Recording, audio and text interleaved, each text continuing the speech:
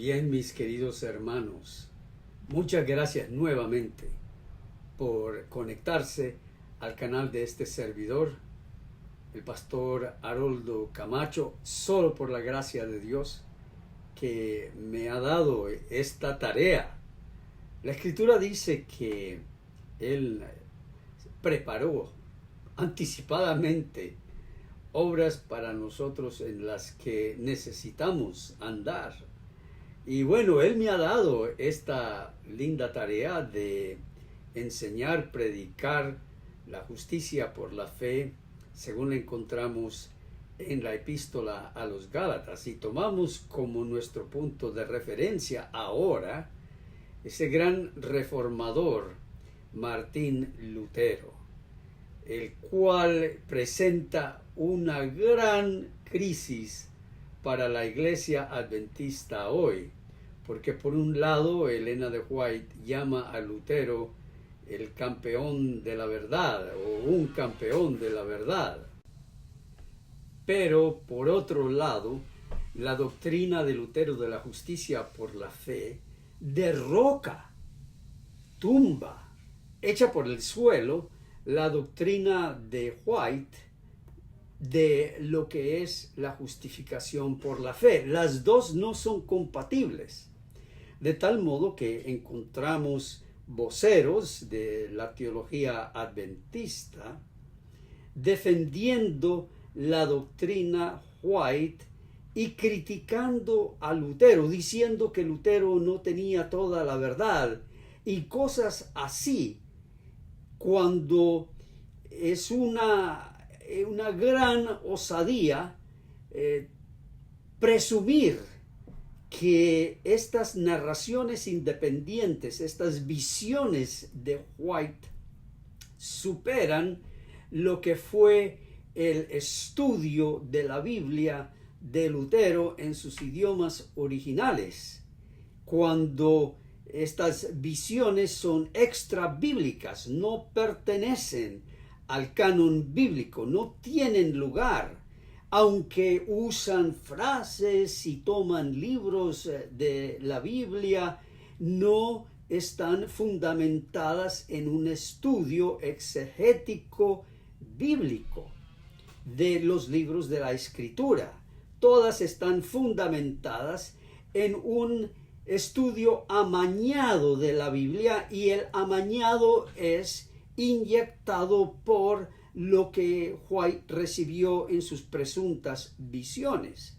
Por eso es que aquí escriben comentarios los defensores de la doctrina adventista en contra de la doctrina de Lutero. Pareciera que fueran cardenales y obispos en el Concilio de Trento, allá en 1545 y 46 en adelante, que condenaron a Lutero, y si hubiera sido posible lo hubieran quemado vivo, lo hubieran pasado a la horca o le hubieran cortado la cabeza, porque esos eran los castigos de aquel entonces a los herejes. Pero con la manera como aquí algunos se contraponen a la doctrina de Lutero, a estas cosas que nosotros estamos leyendo, pareciera que fueran entonces esos cardenales con sus, ya me olvido cómo se llaman esos gorros que se ponían y sus batas rojas y todo eso, tomando el voto de condenar la doctrina de Lutero y dictar esas anatemas, esas maldiciones que nosotros hemos visto anteriormente. Pero lo que nosotros estamos viendo acá son los usos de la ley. Y en el video anterior vimos nosotros que el primer uso de la ley es frenar a la carne, al desenfreno de la carne, aunque no siempre la ley misma puede frenar a toda la endemoniada expresión que hay en los malvados cuando se dedican a la maldad. La ley puede frenar a algunos de ellos, y esa es la primera función de la ley. Ahora, otro uso de la ley es el divino y espiritual, el cual, como dijo Pablo, es para que el pecado abundase, según Romanos 7. Es decir, para revelar al hombre su pecado, ceguera, miseria, impiedad, ignorancia, odio, desprecio por Dios, la muerte, el infierno, el juicio y la merecida ira de Dios. El apóstol insta este uso de la ley particularmente en Romanos 7. Este es un uso totalmente desconocido a los hipócritas, a los filósofos papales y eruditos teológicos, digamos, de la misma Iglesia Adventista, el Instituto Bíblico, porque es igual, la doctrina es igual, la doctrina sobre la ley. Y a todos los que caminan en la opinión de la justicia de la ley o de su propia justicia. A lo que me refiero aquí es que la doctrina de la teología católica romana, de la cual es hija la doctrina de salvación, de la justificación por la fe de la Iglesia Adventista del Séptimo Día, es que la ley es guardable.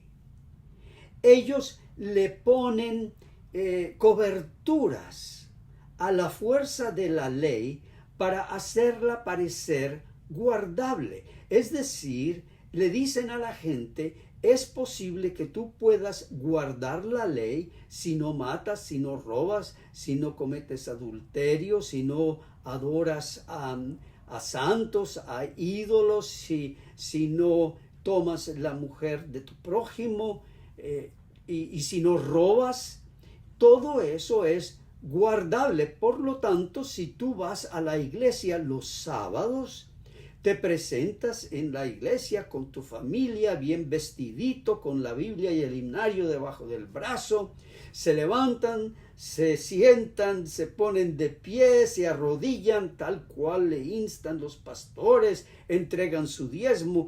Esa es darle a la ley la apariencia de ser guardable, y con todo eso entonces dicen, nosotros somos el pueblo de Dios que guardamos los mandamientos, refiriéndose a los 10 mandamientos cuando el libro de Apocalipsis habla es de los mandamientos que dio Jesús durante su vida, según lo explica y lo dice el apóstol Juan, que es el mismo Juan el revelador. Así que ellos le ponen coberturas a la ley, más bien tratan de frenar a la ley. En vez de que la ley frene a los impíos, ellos le ponen frenos y ataduras y cadenas a la ley para que la ley no arremeta contra el impenetrable, que pareciera impenetrable, corazón humano que se aferra a su naturaleza pecaminosa. Entonces, cuando se le ponen amarras y cadenas a la ley no puede cumplir su función de llegar al corazón como una espada de 2 filos y destapar toda la inmundicia que hay allí. Y eso es lo que Lutero está diciendo aquí. Dios tuvo que frenar y tumbar a este monstruo, el monstruo de la opinión de la justicia propia. Este monstruo ensorbece de forma natural a los hombres y los infla. Llegan a pensar que ellos mismos pueden agradar a Dios en gran manera. Pareciera que Lutero hubiera visitado un servicio de la Iglesia Adventista cuando vienen todos los líderes de la Asociación General, de la División, de la Unión, de la Asociación, y se ponen a felicitarse el uno al otro. Ustedes no han escuchado eso. Cuando llega un pastor y va a presentar a un líder de la iglesia, lo presenta con biombos y platillos, y tenemos aquí hoy el pastor fulano de tal, que es el presidente de la división no sé cuándo, y este pastor tiene una larga trayectoria, bautizado a mí, y hablan del pastor ad infinitum, y no tienen nada que decir de la justicia de Cristo. Eso es porque están ensimismados, inflados en su propia justicia. Y dice aquí Lutero que Dios entonces tuvo que enviar a un gran Hércules por necesidad. Un Hércules. Pónganse ustedes a pensar en Hércules, ese fornido titán, con gran fuerza y coraje para derrocar y destruir ese monstruo, el otro monstruo de la justicia propia. Es decir, Dios vio la necesidad de dar la ley en el monte Sinaí con gran majestad y terrible demostración de poder para amedrentar a toda esa multitud. Esto se pone mejor. Presten atención. Este es el uso principal y debido de la ley. Es muy provechoso y sumamente necesario. ¿Cuántos hay que no son asesinos, adúlteros, ladrones, y en las apariencias se refrenan del pecado? Como el fariseo del Evangelio, jurarían por todo lo habido y por haber que son justos, aunque en verdad están poseídos por el diablo. Basta que comiencen a juzgar a un pastor que predica por la justicia por la fe en sus comités y uno se da cuenta que están poseídos por el diablo. Porque todo lo que hacen es hablar mal, calumniar, criticar al pastor que ha estado predicando la verdad. Acarician la opinión de su propia justicia y presumen de sus buenas obras y méritos. Dios no tiene ninguna otra manera de rebajar y humillar a estos fulanos, sino mediante la ley. Y los que piensan que nosotros no creemos en la ley están muy equivocados, porque este uso de la ley es el martillo de la muerte que tiene Dios. Este es su trueno del infierno y el relámpago de su ira, que muele en polvo a los hipócritas necios y obstinados, esos que siguen apoyando el Concilio de Trento. Por tanto, este es el debido y verdadero uso de la ley mediante relámpagos, tempestad y por el clarín de la trompeta como en el Sinaí. Aterrar y a truenos tumbar y despedazar esa bestia que se llama la opinión de la justicia propia. Por eso dijo Dios mediante el profeta Jeremías: mi palabra es como martillo que quebranta piedra.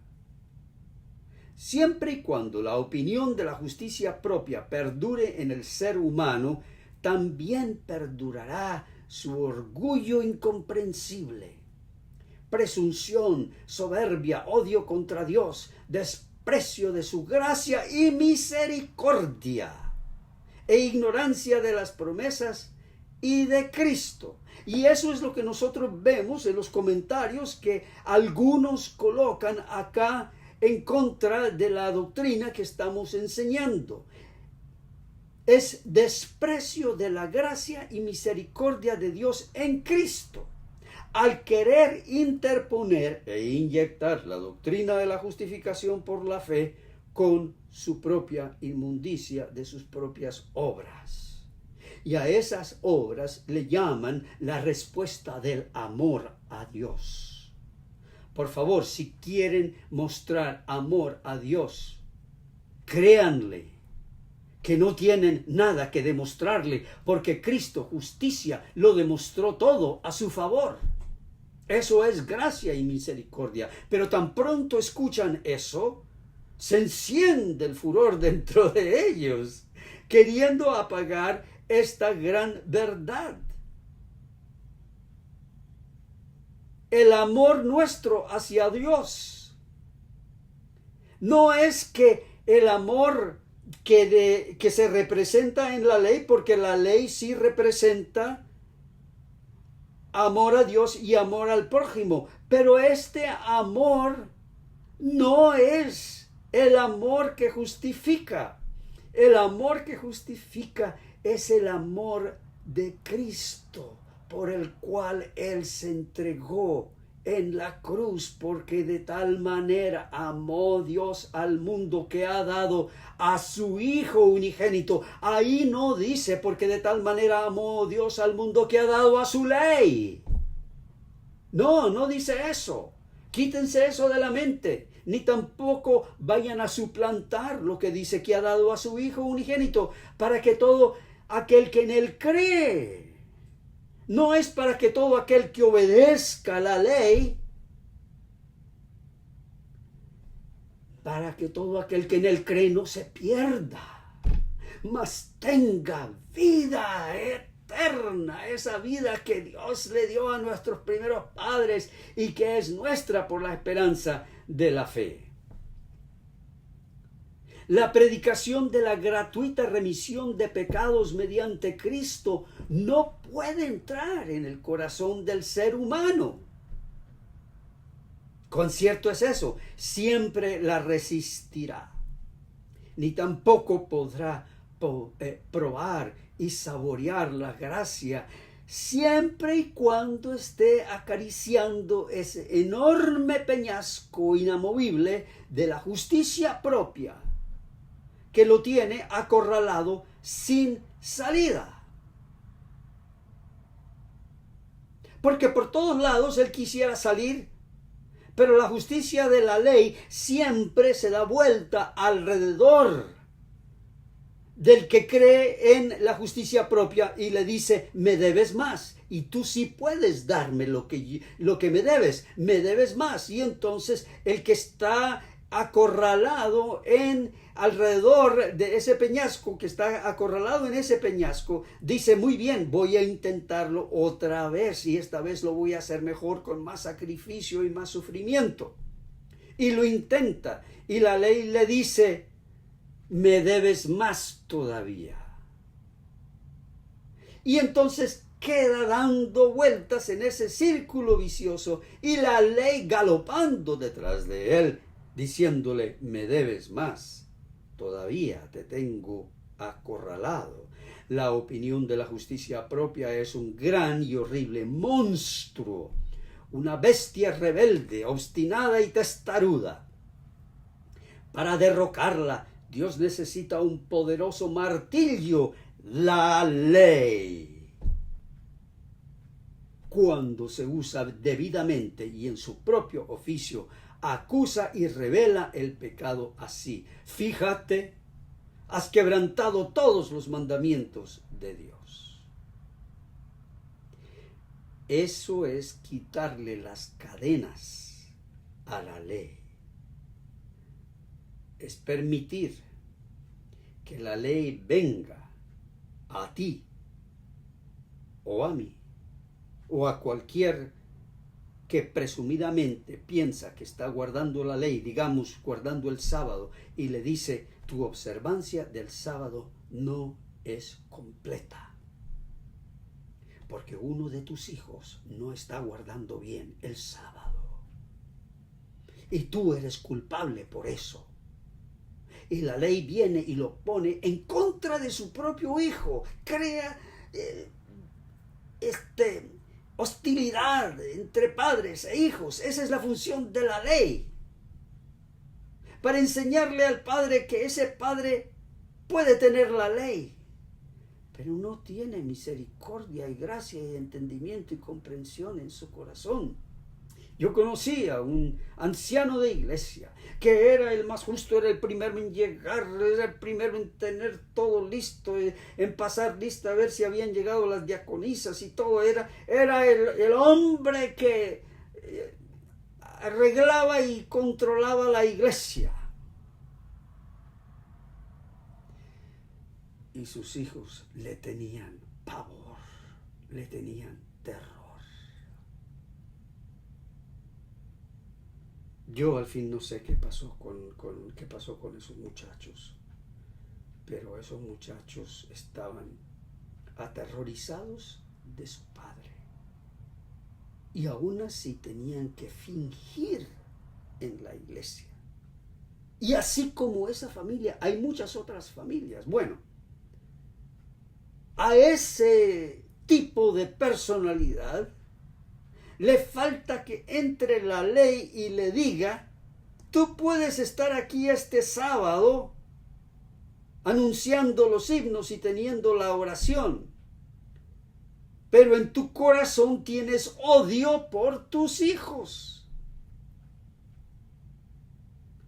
De tal modo que el horror por quebrantar la ley debe penetrar la conciencia hasta que el pecador se dé cuenta que ha ofendido a Dios y merece su ira y se siente culpable y teme la muerte eterna. Aquí el pobre pecador afligido siente el intolerable peso de la ley y queda abatido casi hasta la desesperanza. Ahora, al sentirse oprimido con gran angustia y terror, desea la muerte o de otro modo procura su propia destrucción. Esto demuestra que la ley es aquel martillo, ese fuego, aquel horrible viento, ese terrible terremoto que desgarra montañas y rompe peñascos. Es decir, a los orgullosos y testarudos hipócritas. Elías cubrió su rostro con su manto por no ser capaz de sobrellevar estos terrores de la ley y su significado. No obstante, cuando cesó la tormenta que había presenciado, llegó un tierno susurro en el cual estaba el Señor. Pero le fue necesario pasar por esa tempestad de fuego, viento y el terremoto para después sentir al Señor en ese suave susurro. Y para eso el Espíritu Santo tiene su propio tiempo. Lo único que nosotros podemos hacer es predicar la ley con su uso debido en esta segunda función de la ley, de no dejar escondite en el corazón donde no penetre la ley y le diga al pecador: eres culpable y no hay salida para ti de tu culpabilidad, porque siempre seguirás mintiendo, ofendiendo a Dios por tu falta de obediencia. Para ti solamente hay una salida. Mira a la cruz. Y con eso la ley cumple su función. La ley le dice al pecador: o te puedes quedar aquí conmigo y vivir toda una vida bajo mi martillo que nunca te dejará descansar,